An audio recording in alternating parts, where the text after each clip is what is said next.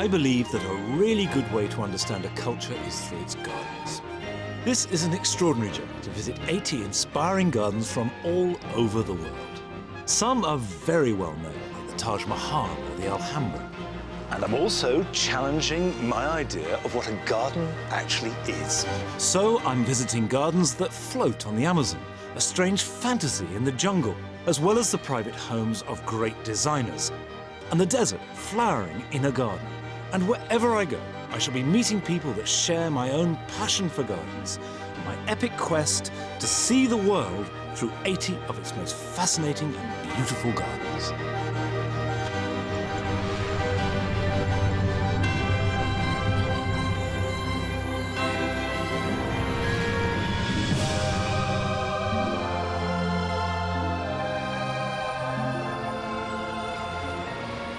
If you set yourself to visit 80 gardens around the world, then you have to come to the richest and most powerful nation in the world. America is a country that has been built on optimism, amazingly diverse natural resources, and an enthusiasm that, in my experience, empowers it to tackle anything with a real sense of creative purpose that is incredibly invigorating. And what I want to see on my journey around this vast country is how America takes all that wealth, all that incredible energy, and expresses it in the garden.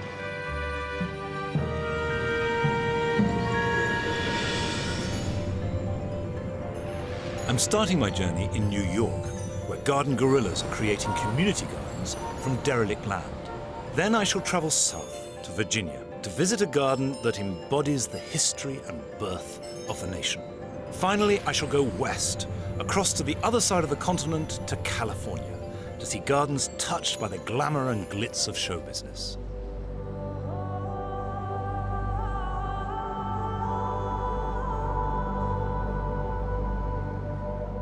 New York might be synonymous with the cityscape of Manhattan, but most of the state is actually very rural. And the upstate suburban towns have a very different feel to the intense, edgy energy of the city.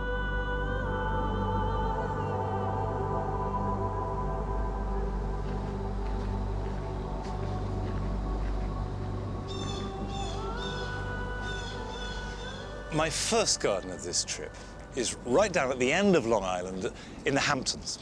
And it's the Longhouse, which is the home and garden of the textile designer and weaver Jack Larson. Now, he is hugely successful. And what I want to see is how someone who's very successful in one field applies it to their garden. It's a garden that self-consciously nurtures the other arts. In fact, it's even garden as gallery. Now, nothing could be more different from European gardens. And that's why I've come here.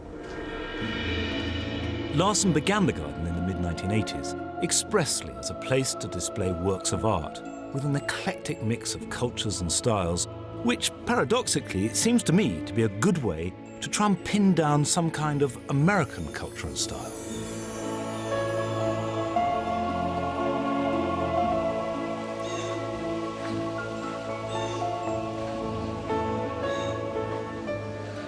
This is not what I'd expected at all.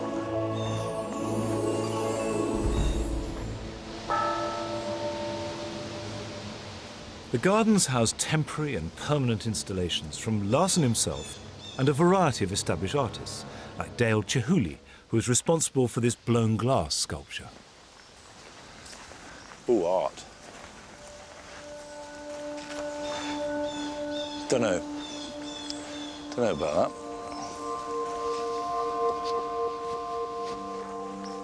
Oh! Love this. I didn't realize it was so self-consciously and up front, a sort of display of artwork.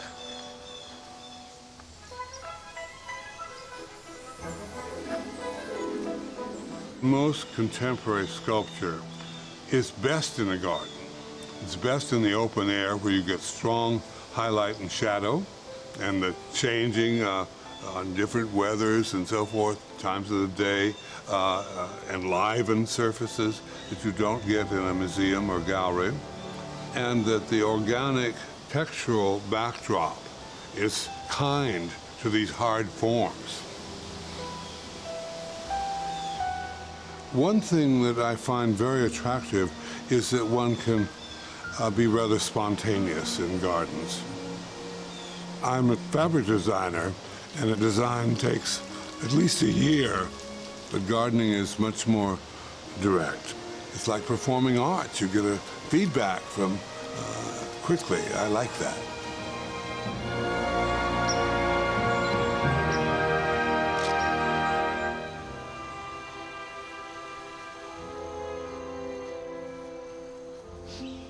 Isn't that beautiful? Isn't that wonderful?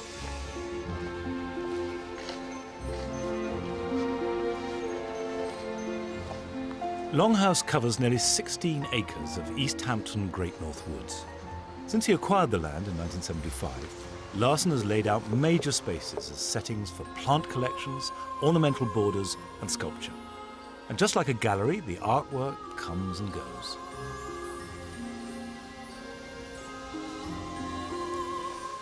That's good. The ram's heads with the white birch next to it.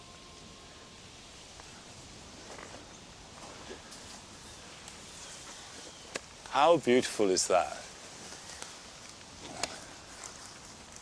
And of course you get that effect by letting a tree grow and then just cutting it off at the base, and it re-sprouts with multi-stems. But this has done it so beautifully. The great thing about having artwork of any sort in a garden is you start to look at plants differently.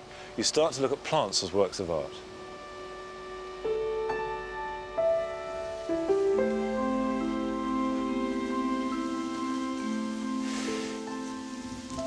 I mean, one wonders which came first, the sculpture or the planting. They look like fastigiate hornbeams to me.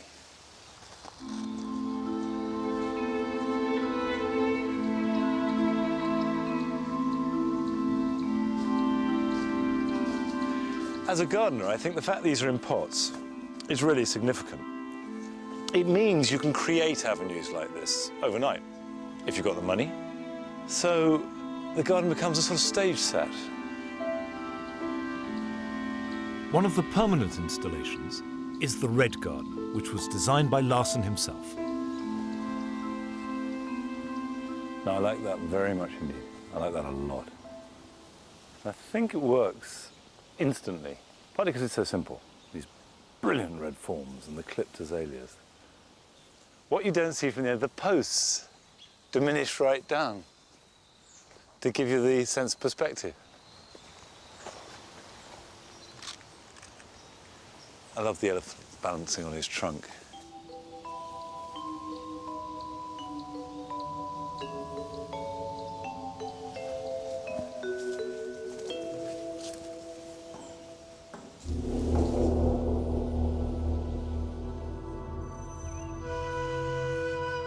The inspiration for the design of the house is taken from the 7th century Shinto shrine at Ise in Japan, which is one of Larson's favorite buildings.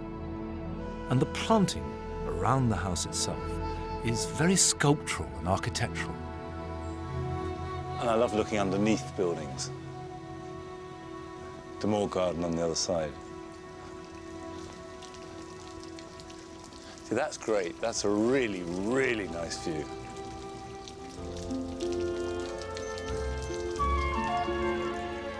This has been a fascinating beginning to this journey. The mixture and the abundance of everything is quite difficult to absorb. But it does seem that what you have here is an extraordinary breadth and confidence of vision. But Jack Larson has a large canvas to work with here in the bucolic setting of the New York State countryside. Now I want to go to Manhattan and see how gardens are shaping inside the big city.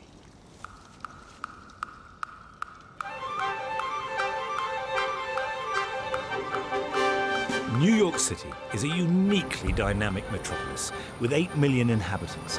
Manhattan, the central island, is one of the most densely populated places in the world. Any green space is valuable in every sense of the word, so any available land that might possibly become real estate rarely gets made into private gardens. This means that for many New Yorkers, Central Park is the only green space they have access to. It's a huge rectangle, 2.5 miles long by half a mile wide, right in the center of Manhattan, and the most widely visited park in the whole United States. It was designed in 1857 by Frederick Olmsted, and although it looks very naturalistic, it is in fact entirely man-made and landscaped.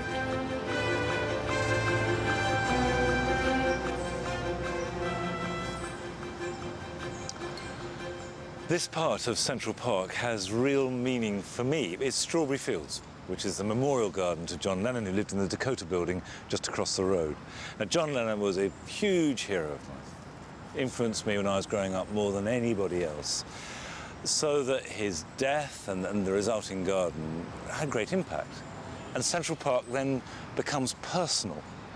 And I guess that's the way people work in vast parks. The whole thing is too big. It's too big an idea, too big geography to be any kind of garden, but people come and take little bits of it. And I think that's the way it works in a big city. You take bits of public space and you start to possess them, even though you don't literally own them. And what I'm really interested in doing here in Manhattan is seeing how public space can become personal, connected to an area, and therefore be properly called a garden.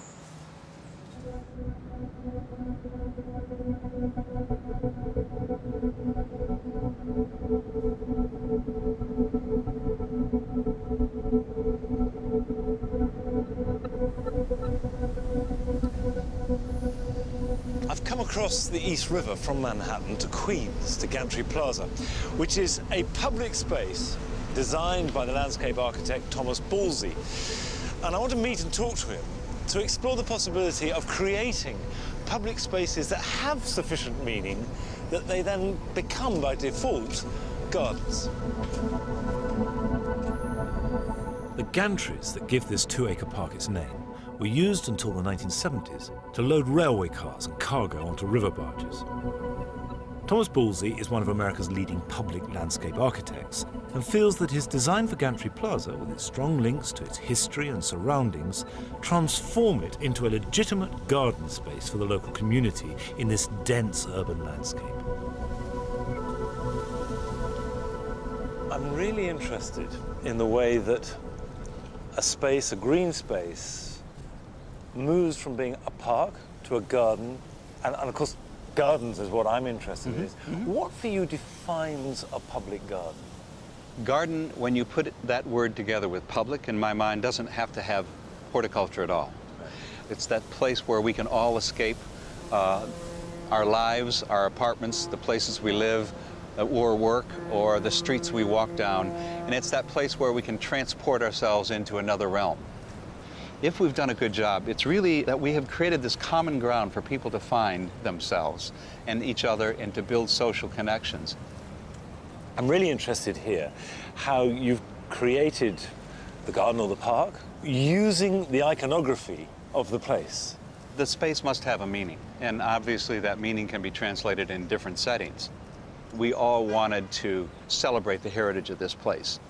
The decision to really bring the gantries out front and center came from this need of ours for there to be real icons of this railroad history at this place. The more and more we thought about the gantries are the icon of this place. And it didn't require lots of little historical motifs to be scattered around to tell the story. They tell the story in such a compelling way that was very little more that we could do.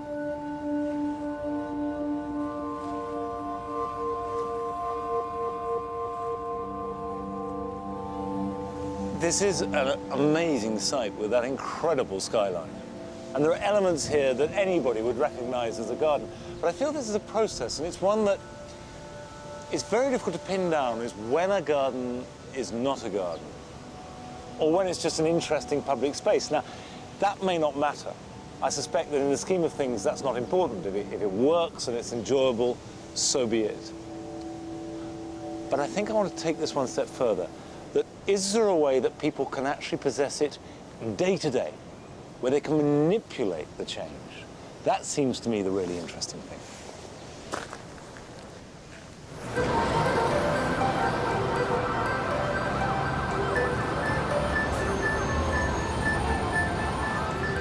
Down on the Lower East Side is the Liz Christie Garden, which was the first community garden to be made in the city.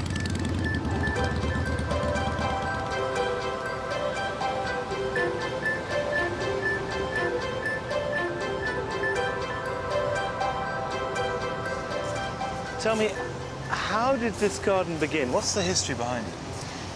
The Liz Christie Garden is the first of the community gardens in Manhattan and the 5 boroughs. Right. It was begun by a woman named Liz Christie. She and her friends lived in the neighborhood. She was a painter, and I believe she did some kind of social work. When was this?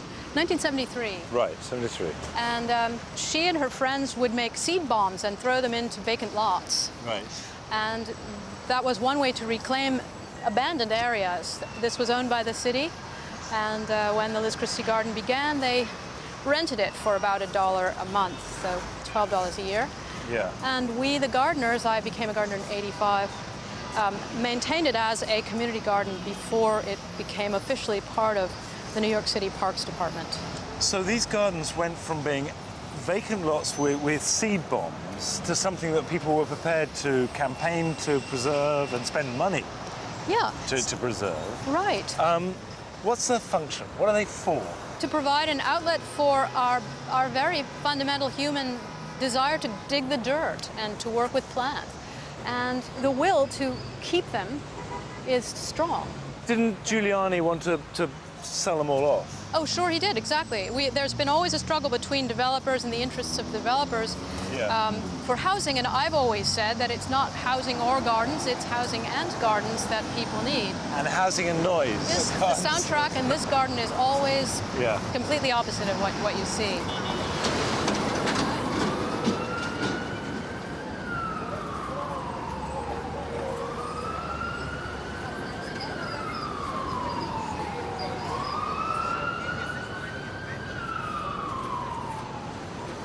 Well, I like everything about this garden. I like the way it looks. I like what they've done to it. But above all, I like the fact that it exists. I even like the traffic hammering behind it because that's what it is. It's reclaimed space in the middle of downtown Manhattan. And it's a very noisy, busy place. It's part of the identity of the garden. But now I'm leaving all that noise and business and going south to Maryland to visit one of America's foremost garden designers who is creating gardens that are new and very American.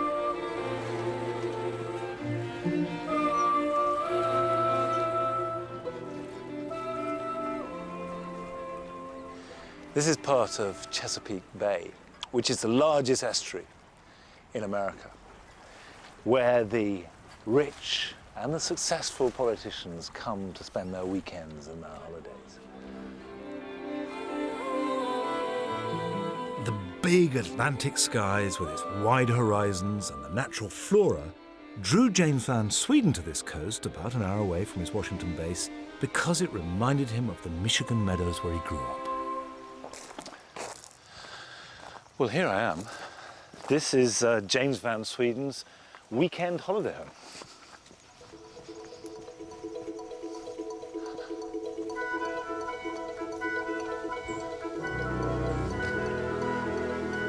James Van Sweden is one of America's leading landscape designers and has created gardens for Oprah Winfrey and other celebrities. His gardens are always natural, free-spirited, and are designed for low maintenance and high sustainability.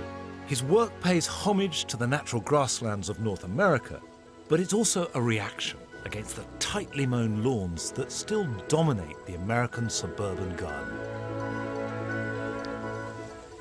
This garden inverts the relationship between houses and gardens that I've seen endlessly on the road here, where you have mown grass going up to the front door and you keep looking for the garden to begin. Whereas here, you keep looking for the garden to end, but it doesn't. It just dissolves out into the landscape.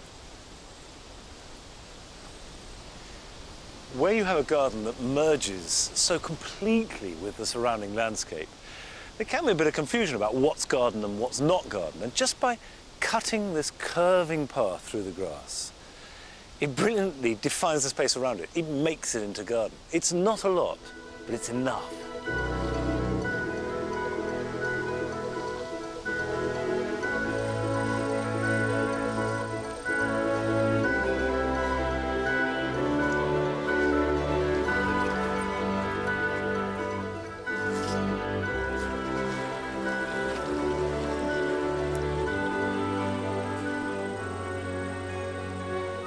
When you came here, did you have in your mind what you wanted to do? I did. When I bought this land, it was empty and flat. And what I wanted to do was build a house that floated over a meadow. And I thought this was the perfect place to do it. Now, for clients, you often have to design a very garden-esque kind of garden, you know, pretty. But I wanted a garden that was not pretty. In fact, I said I want an ugly garden. I'm so sick of pretty. And so I designed a garden that I thought was tough, was sustainable, and I have no watering. I don't water anything here. Not having chemicals, and just a minimum of weeding. I'm very flexible about weeds, so that's why the whole garden looks quite a bit like a meadow. One thing about having no lawn, it brings nature right up to the house. Snakes, foxes, turkeys. I have wild turkeys walking right by, 10 feet from the windows. I have deer coming up. Fantastic. You know, it's fantastic. Yeah, it's just yeah. wonderful. But it terrifies Americans, I think, to some extent. Driving along it and seeing these very large houses often with no cultivated garden, there'll be lawn mown outside, is a very strange experience for a European. Why Yes. is it that you think that the garden culture doesn't seem to express itself very freely there? I don't think Americans necessarily want to be outside. When they are outside, they want to play golf, and they want to swim and so on, and play. But I don't think they really want a garden. I think it's too much work. It's very hot here, so they don't want to be outside. They're also afraid of a bug. They're afraid they'll be cold or hot, whatever. So it's not really a gardening country.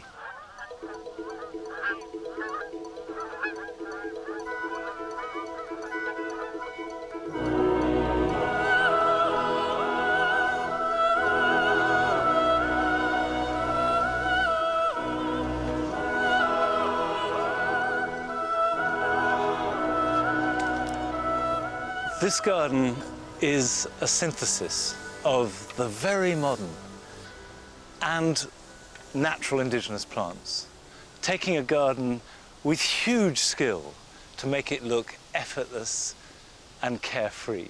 And it's brilliant, I think. It works wonderfully well and is a real model for the way gardens could go. But now from here, I'm going to go back in time.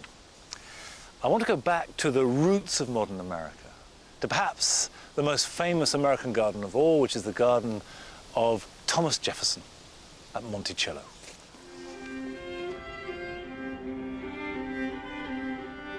Monticello is 100 miles southwest of Washington in Charlottesville, Virginia. And this grand neoclassical mansion has become a symbol of nationhood and independence.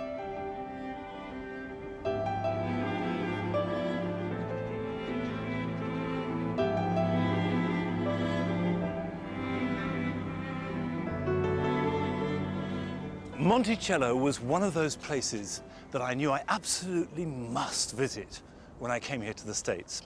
It was created and lived in by Thomas Jefferson, who was an extraordinary man. He was the third president of the United States and the author of the Declaration of Independence. He was also a great gardener, a horticulturist, a landscaper, an architect, a man with furious curiosity and energy, and who believed that plants had social significance. So what we have here at Monticello is not just a garden, but also the founding of modern America. His energy and curiosity were boundless, and everything at Monticello is a testament to this. Jefferson began the Palladian Villa in 1767 and worked on it, designing every quirky detail for the next 40 years. This was his home and sanctuary away from the demands of public life. But it was also always a place of almost manic work. He was a polymath, spoke 7 languages, was versed in all the sciences, and recorded everything he ever did. And if that wasn't enough, he was also, like me, passionate about growing vegetables. It's been very, very dry, so the garden is quite empty. But as a vegetable gardener, that doesn't matter at all. It's still fascinating. It's actually quite wide. It's hugely long space. These 24 squares, each of them is like about half an allotment. And as well as this huge vegetable garden terrace, there's an 8-acre fruit garden and a large floral garden, which were all part of the original 5,000-acre plantation. Peter Hatch is the director of gardens and has written several books about Jefferson. Now, I think it's clear that this wasn't a fancy garden where an ex-president potted out his waning years. There was much more serious purpose to it. No, I think there was a real profound function that Jefferson was experimenting in order to sort of transform the socio and economic culture of this new country he was working on. I'll just stop you there for a moment, because that is an extraordinary statement. It's a really big idea. Jefferson said that the greatest service which can be rendered in any country is to add a useful plant to its culture. And a lot of these were kitchen vegetables that he planted in this kitchen garden that's so remarkable here at Monticello. This was really a revolutionary garden in the way that it contained 330 varieties of 170 species of vegetables. And he was growing really new things in this garden, unusual plants that came literally from around the world. 330 different varieties of vegetable. That's not necessary. That's interesting, but it's obsessive, isn't it? Right, I think he grew 38 varieties of peach or 27 varieties of bean, and then would winnow out the inferior types. So this was an experimental laboratory. Right. Now, here in what one might call the floral part of the garden, what was Jefferson's thinking, and how did it evolve? Jefferson planted his oval flower beds first as he was about to retire from the presidency, and there were 20 oval flower beds, and he planted them and went back to Washington, and his daughter wrote to him and said that the bulbs had done splendidly, but none of the seeds he'd planted had come up.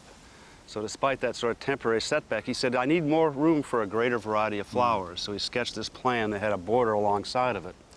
And one garden writer said, well, Jefferson was like all good gardeners. When he couldn't successfully garden in a small space, he just decided to make it 3 times larger.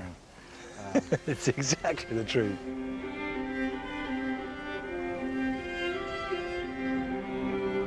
In its day, Monticello was a frontier garden. To its west lay largely undiscovered land for Europeans.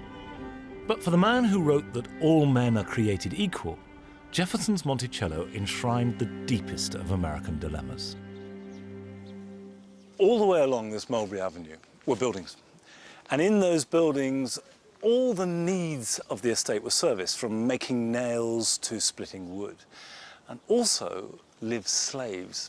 Now, there were about 100 slaves working here at Monticello, which, for the man who wrote the Declaration of Independence, is confusing to the modern mind. Slaves were a largely accepted element of 18th and 19th century life in the American South.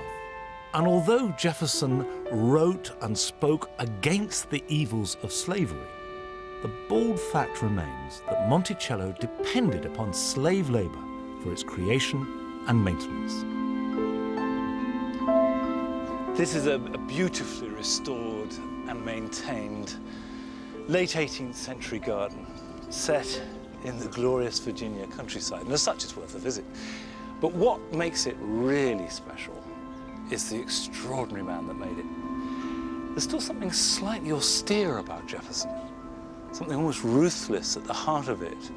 Again, I suspect that's to do with being a successful politician.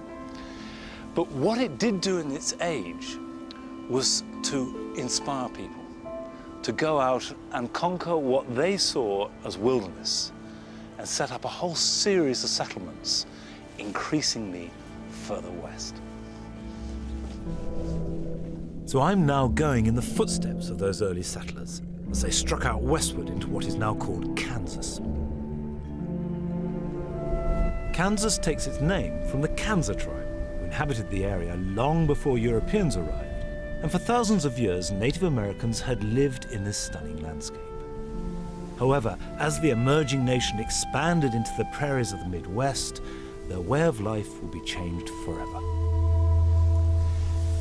Jefferson encouraged and sponsored the exploration of the West, and following this were settlers, forever moving inexorably westward looking for more land, and there was seemingly a limitless amount of it. And they came to the prairies, thousands of square miles of rolling grass. These vast grasslands once stretched unbroken for hundreds of miles across the continent's interior. And when this landscape was first seen by the French explorers, they called the sea of grass prairie, the French term for meadow. Seeing this trail wind through the grasses, you see exactly the inspiration that James van Sweden has taken and used in his garden. Native Americans lived harmoniously with this landscape, and the ecosystem was sustained by a cycle of natural fires and the grazing by tens of thousands of wild buffalo. Today, the buffalo and the indigenous people have all but gone, as well as most of the prairie, but what remains still has to be sensitively managed. Only 2% of the 19th century grasslands remain, and 2/3 of that is being preserved here, at the Tallgrass Prairie National Preserve. Ron Clark is one of the park rangers. The prairie can contain about 60 different types of grasses. We have approximately 40 that we've identified, but we have 4 that we consider our signature grasses. And those are, of course, the 2 blue stems, big and little, Indian and switchgrass. The bluegrass has these very deep roots, I understand. Exactly. Most of these grasses root down at least 8 feet. Some of them can go down as 15 or 16 feet. 80% of the plant is actually under your feet. And the grasses are extraordinarily subtle and beautiful. They repay study, don't they? I think this is the prettiest time of the year here. They're just so majestic.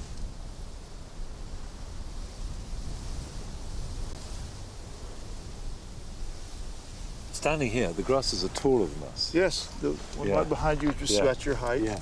One back, that's all big blue stem. Right. And this time of year, you really don't see that blue stem color. Midsummer, this stalk has a kind of a bluish-green color to it. Yeah. This grass is called turkey foot. It's one of our big 4 right here, big blue stem. Right in front of us there, I see some Indian grass, which people who had a good imagination thought looked like a feather of an Indian.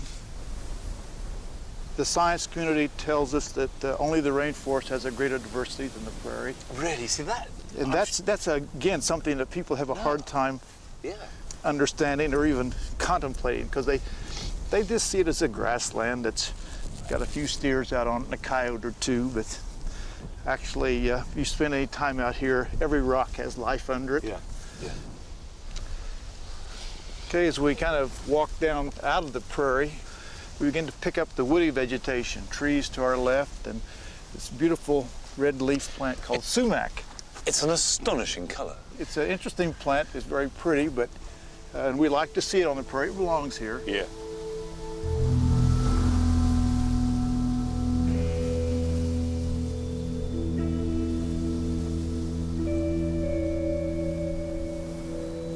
I'm so glad that I came out here to the Kansas prairies. It puts everything into context and takes plants that you can see and admire in a garden and gives them another dimension. But the thing that changed this prairie, probably changed this country actually, more than anything else, as it developed, was the railroad. The final leg of my journey is on to the West Coast and California. Modern transport is dominated by the aeroplane and the motor car, but in the pioneer days, it was the railroad that truly opened up the West. Henry Huntingdon was a railroad magnate, and he used the vast wealth that he accrued to finance his collections of manuscripts, paintings, rare books, and plants. In 1904, he met a talented gardener named William Hertrig, whom he charged to build the most beautiful garden in California. And the result is the Huntington Botanical Gardens. The thing that has drawn me here, first of all in California, is because it seems to me an extraordinary thing that Huntington, who had so much power, who blazed a trail into California, who loved California, decided to build a garden as his memorial. And he didn't just build any old garden, he built a garden on a grand scale, bearing in mind that California was only part of the US from 1850 onwards. So it was an amazingly optimistic, grand gesture.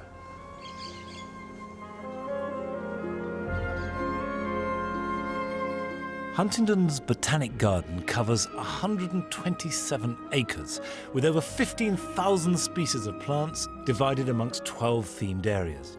The Desert Garden is 100 years old and one of the oldest collections of cacti and succulents in the world.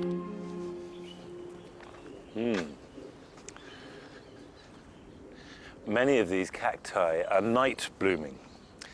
So this wonderful, extraordinary flower is only open now because it's rather a grey, chilly morning. And for once, I'm glad that the sun is slow to come out, because when it gets sunny, which it will do later on, that will just close up. But I confess that these are plants as far from my own familiar botanical terms of reference as anything found outside a coral reef. And to help me find out more about the garden and its plants, I met up with Jim Folsom, who's been Director of Gardens here for the past 23 years.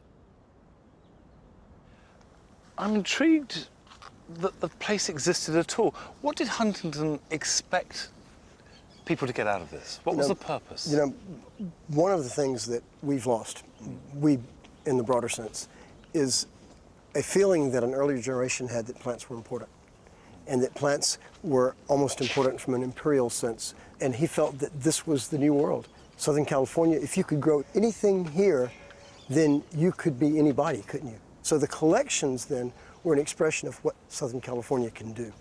You can grow all these plants, so you can do something wonderful, can't you? It's partly, as you say, a sort of imperial statement. It's partly an expression of sort of energetic optimism. Well, and an understanding that I think modern society has lost. The understanding that plants are important. Now that looks to me terribly like a London plane, and yet I can't imagine what you would want with a London plane tree in this environment. Well, of course, it's the more rugged western cousin of the hybrid regimented London plane, and this is the way the tree looks in nature. In fact, this is one of the few trees that was on the property when Huntington bought it. Still looks incongruous to me, I have to say. It looks perfectly natural here.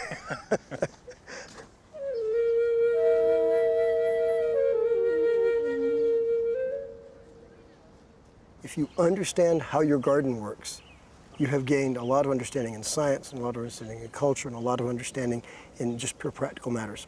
So we hope that what we can do is we can cause people to love to learn more about the world around them through their garden.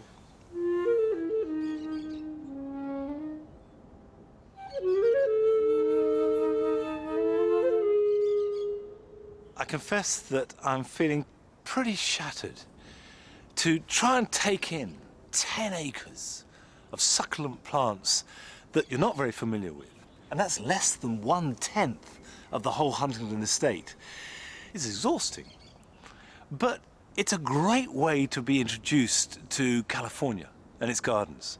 It's a vast place, and the one message that comes through this is the sense that the weather and the land and the general atmosphere, the sense of possibilities here are limitless. And all that optimism, combined with the marvelous weather, is really what drew the movie business here, just after the First World War. And the next garden I want to go and see is one made by an entertainer.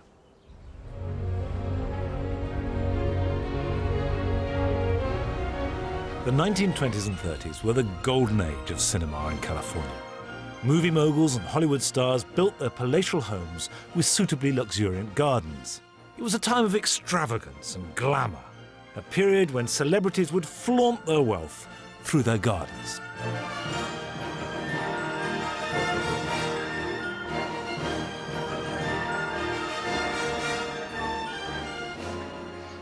I've come here to Lotus Land in Santa Barbara because it is one of the very few gardens that survived from the heyday of Hollywood. And what we see now is down to one extraordinary woman called Madame Ganna-Walska. Ganna-Walska was a Polish opera diva who married 6 times, obviously wisely if not successfully, because she accumulated great wealth in the process. She bought the property in 1941 and immediately began to renovate its grounds. And today, Lotus Land is a 37-acre estate made up of over 20 idiosyncratic gardens, and it's become famous for its botanical diversity and richness. Now, I've read that this used to be the original swimming pool, and it's been created into a series of ponds, not least to house the lotus, which give the garden its name, Lotus Land.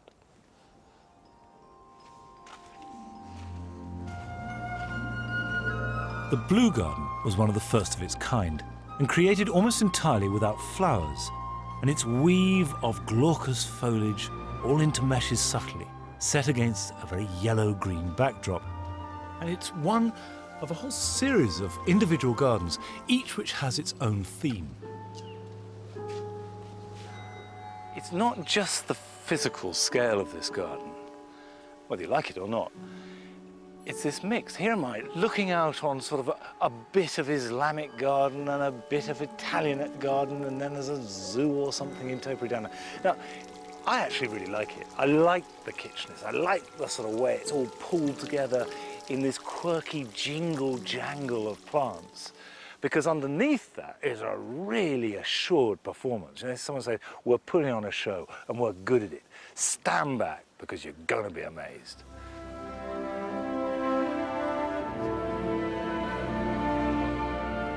But I'm curious to find out how a singing diva came to create such an array of gardens on such a scale.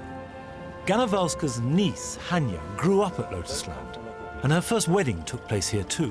What was it like growing up in this extraordinary garden? Well, my friends who I would invite for a swim were always kind of shy when they walked in here, and it was kind of overwhelming for my teenage friends. When I would have a party here, they were quite overwhelmed. What was your aunt like as a person? It's hard to describe my aunt. She's sort of life of the party, let's put it this way. When she walked in, everybody knew. And I don't know why, but they all stopped talking when she walked in, and she was such a strong personality. And it was extraordinary back then that somebody like her should become so involved in gardening, because she became effectively the head gardener, didn't she? Yes, she did, actually. No one was allowed to touch anything or move anything or plant anything or cut anything without her specific permission. Right. And if it was a question of planting, she would say, dig a hole. And then, wait. And then she'd walk around the garden. 2 hours later, she'd come back, the gardener's standing over the hole, and she'd say, all right, now put the plant in. Then I'll come back and look. So he puts the plant in the hole, then she'll come back an hour later and she says, no, more to the left. I'll be back.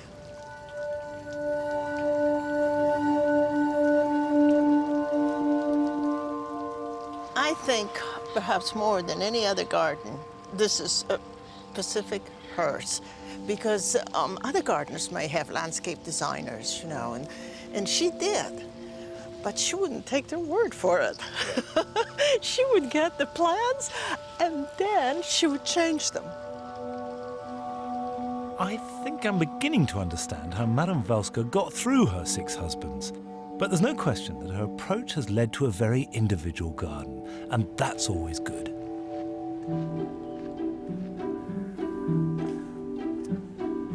Now, this is very weird, although I like that lion with his shaggy mane. Here we have a set of slightly Disney-fied animals, topiary, and this enormous clock in the middle. I think this is Madame having fun, and she did everything big. So she's going to do tacky, do it big.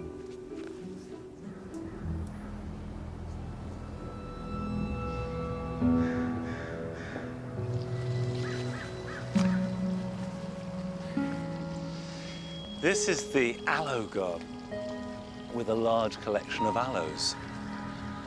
But it is centered around and dominated by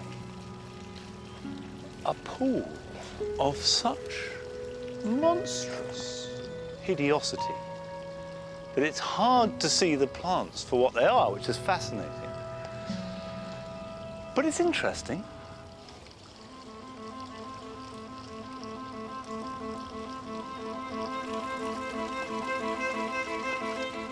I'm amazed.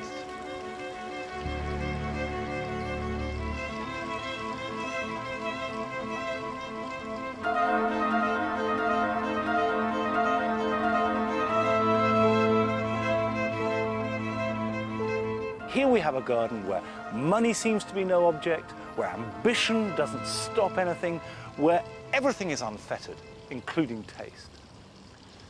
And that is a real picture of America and its optimism and energy in the 40s and 50s and 60s. And I think the next step is, whilst I'm here in California, is to see what people are doing with their money and energy in the modern day.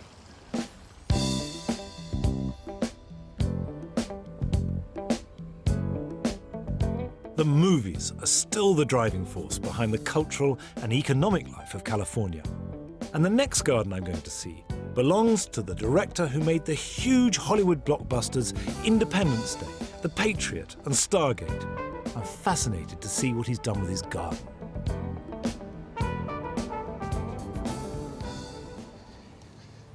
Here, right in Hollywood, we have the homes of the rich and the powerful in the movie business. Next door is the house and garden of Dame Helen Mirren. And this one belongs to the director, Roland Emmerich. But when he bought it, it was actually very destitute and run down. So he was going to revamp the whole thing. And he hired a garden designer and gave her very specific instructions. He said he wanted her to create something that evoked the glamour of a 1920s starlet. He wanted a garden that was exotic and otherworldly.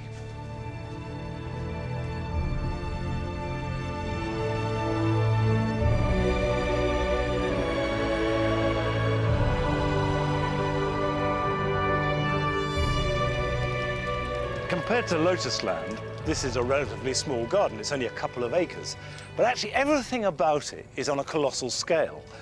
Apparently, it needed an enormous crane to bring in these enormous trees, and the expenditure matches it. The initial flush of pots set them back 100,000, and then they got more. The total cost for the garden came to round about $3 million. Now, another aspect of the brief was that Roland wanted the view blocked because he didn't like it, and he also wanted to make sure that people couldn't look in, so he had complete privacy, not least from the paparazzi, because film stars often come and stay here. And he wanted that now. He wanted his mature garden as quickly as possible. Of course, the only way you can do that is by buying in enormous trees, which they've done. So money, power, and the positive thinking that can create an extraordinary garden like that.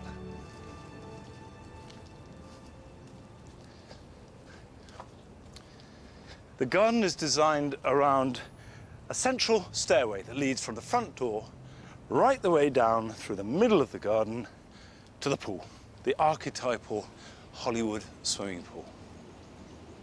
Now, I confess that I came here prepared to mock. I somehow couldn't believe that all that I'd heard about this garden, the energy, the desire to have it completed fast, the money that it cost, could result in anything that wasn't a bit brash, a bit vulgar. But actually, I was completely wrong. It's fantastic.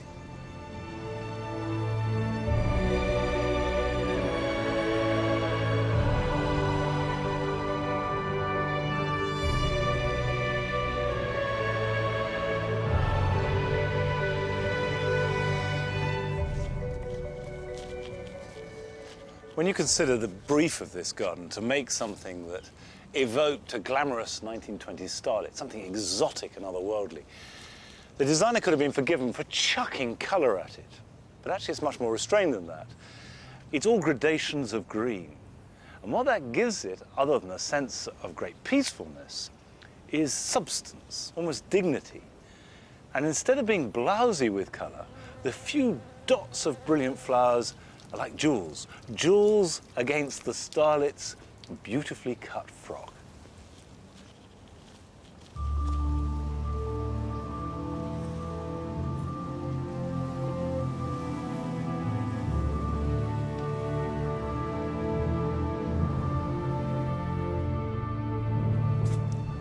I've really enjoyed this garden. I like almost everything about it. And I particularly like the way that it uses restraint combined with confidence. Now, it's not a gardener's garden. There's nothing to do, there's no sense of it growing and being nurtured by an individual hand. But it's a performance, like everything here in Hollywood. And I think the most appropriate response is just to applaud.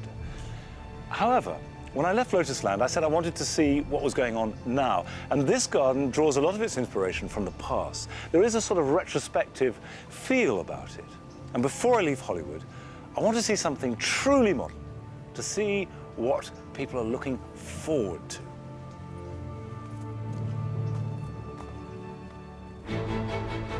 I'm off to Brentwood in the west of the city, one of LA's most affluent suburbs, to visit a garden that represents a dramatic break with the past. The owners of this house and garden, the Greenbergs, having reached retirement age, decided to start all over again and pull down the home that they'd raised their family in and rebuild a new, very modern house literally in its place.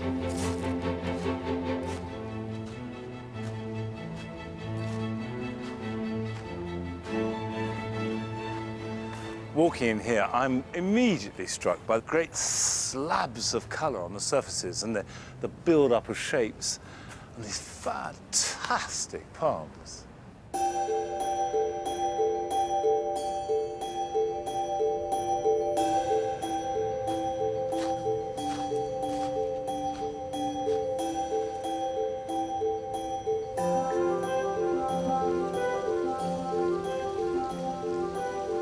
I find it an extraordinary notion that on this site was the family home where the children grew up with all the memories and associations.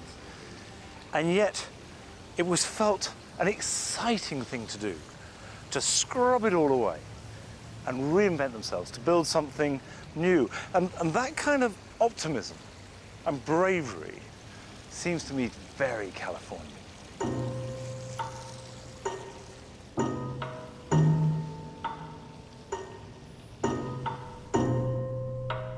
This boldness of vision led the owners to collaborate with the Mexican architect Ricardo Legorreta. He's famous for using elements of Mexican regional architecture in his work, including bright colors and plays of light and shadow. The wonderful garden, however, is the work of the landscape architect Mia Lera. It was a wonderful sort of experience working with Mr. Legorreta and working with the Greenbergs. They really responded to the notion that the garden and the house had to have sort of an equal billing, so to speak. Some of my gardens, and especially this one, was relatively instant.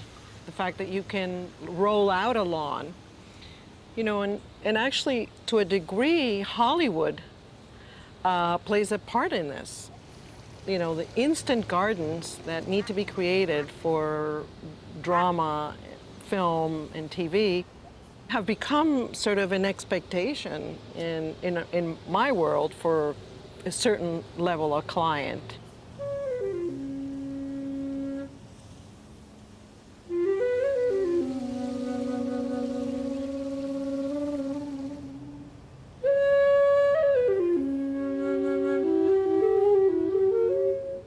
All the trees around the house were actually saved from the original property. Really? And it occurred to me that we could bank, so to speak, the large existing specimen trees and work with them, and that would be a wonderful way of bringing what was part of the original family place back and integrate that into the garden. We had these two beautiful jacaranda trees in this courtyard. We had the scattering of these Washingtonia palms throughout the site. And we decided to plant them before the house was built. So literally locate them with a surveyor in their location on the plan, and then built the house around it. I think one of the ultimate compliments I ever got was when Mr. Legoretta walked around the house after it was done and we had a party, and he said, you know, this is a garden with a house, not a house with a garden.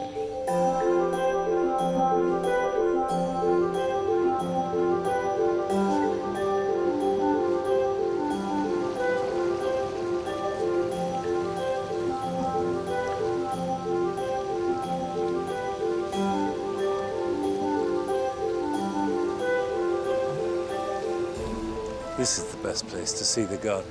It looks absolutely fantastic from here, and significantly, the best place to see it from is the swimming pool. Swimming pools are right at the heart of the whole Californian lifestyle, really, certainly of homes and gardens.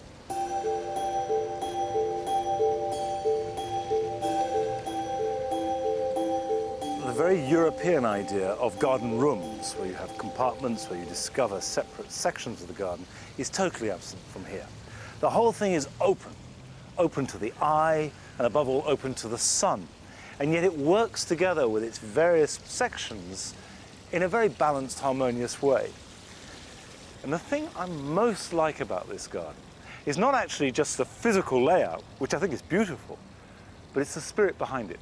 And it seems to be that this garden represents that very Californian spirit, that if you've got the energy, the optimism, and the money, then you can do anything.